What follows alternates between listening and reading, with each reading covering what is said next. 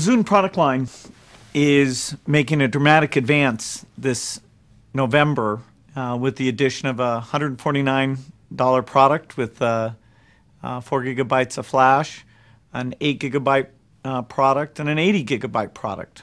So broadening the product line and changing the interface, making it simple, making it sync automatically. You just bring it into your house and the new songs will be right there, the latest radio, video, whatever you're interested in.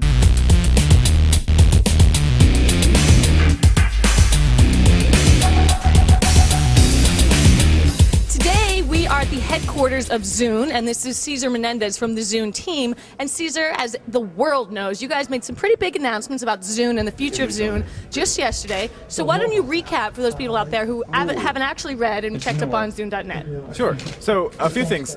We expanded the Zune device family. So we've added this 80 gigabyte Zune, and a 4 gigabyte Zune, and an 8 gigabyte Zune, Zune 80, Zune 4, and Zune 8. So is that the name of them? They don't have, it's not Zune 2.0, it's Zune 40, Zune 80? Yeah, we call it Zune 8, Zune 4, and actually the original device that we sold last year, we're going to call that Zune 30. Okay. And then Zune 80. So corresponds to gigabytes. Yeah, yeah. Logical. And so we added some cool things into the devices. We can get into that a little bit more in detail. The other cool thing is that we rebuilt the Zune software, the way that you interface with Zune on your PC. It's just from the ground up. You meaning in terms of like the marketplace or the syncing? Actually, we redid both the Zune software and the Zune Marketplace. Okay. So within Zune Marketplace now we have 3 million tracks, and actually 1 million of those are DRM free. Okay. Yeah. And now, what about if I get a song from the Zune Marketplace? Does it live only on my Zune, or can I transfer it and play it from like my PC in a different room? Yeah, actually, the way that it works is on your Zune, you can have songs that you've synced from Marketplace, and you can have songs that you've synced from CD or ripped from your own collection or whatever. Okay. And I would say that the cool thing that we have for the Zune devices this year is wireless sync. Yeah. And so you can plug in your Zune to your sort of AV outlet at home, and it just connects in through your wireless network, and you just have an automatic sync. Oh, that's awesome. Now, what if there's more than one Zune in the household, which obviously every household should have? Yeah, so this year we've also expanded the wireless capabilities of send. So the way that it works now is that I can send you a song, and what you can do is turn around and resend that song to somebody else, which is something we didn't have last year. Very cool, that's cool. We also took the number of days out of the equation. Right, because it was 3 days, right? 3 days or 3 plays is what it was last year. And now this year it's 3 plays only, so you could play it over the span of a year. Much better. Yeah, sometimes it takes me a long time to find a friend, you know. I need the plays, not the days. I can be your friend. Yay, I love my job.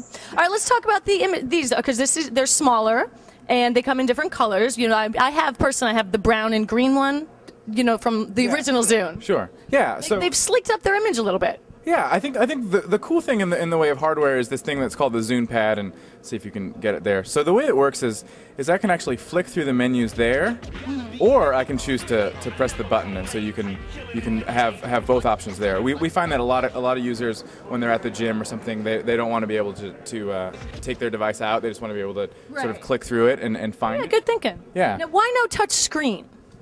Touch is one of those. Touchscreen is one of those polarizing things. I think what we have within the Zune family is the ability to sort of have a big screen and get that sort of widescreen experience, and also have those have touch controls on the pad on the Zune pad, so that your screen doesn't get smudged up. So maybe a bit of the best of both worlds. Yes, the best of both worlds, exactly. All right, so that's a little bit on the update. Now I went to my team, friends, and family, and had them write down some questions. Some hard-hitting questions that they want the Zune team to answer. I'm ready. All right, here we go.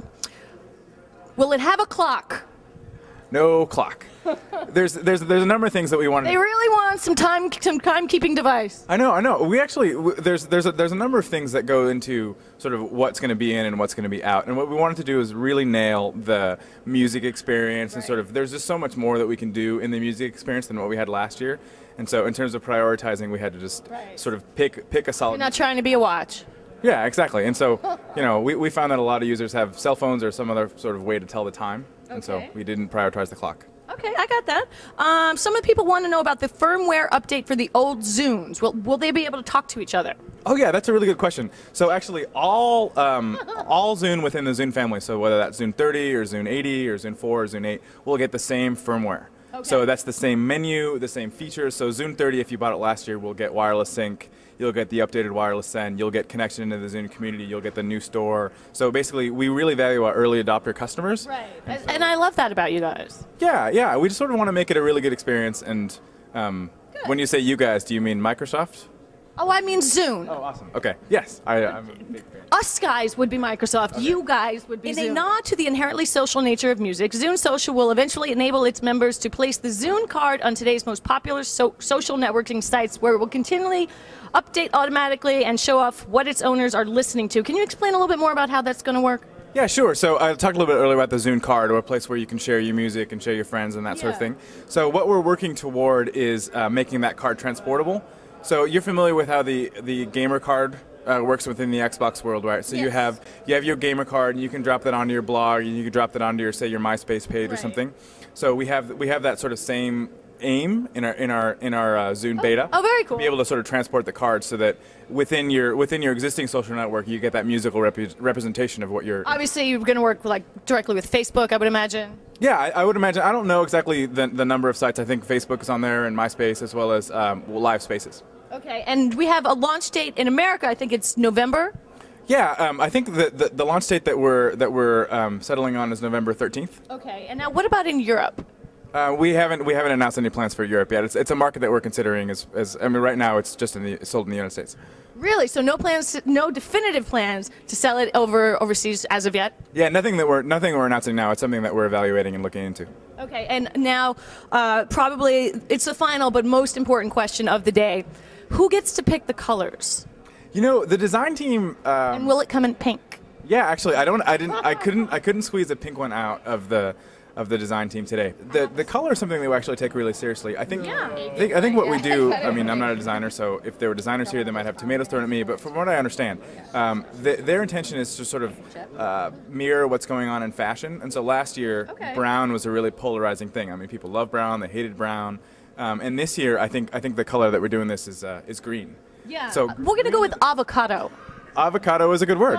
Green is another one of those things where it's a little unconventional to have an MP3 player come in brown or green for that matter. Yeah. And so it's one of the things that we just, it's a risk that we're taking, and it's a polarizing thing. You either love it or you hate it. Well, I love it. I love the red one. I like that it's a deep crimson red. And prices for all of them?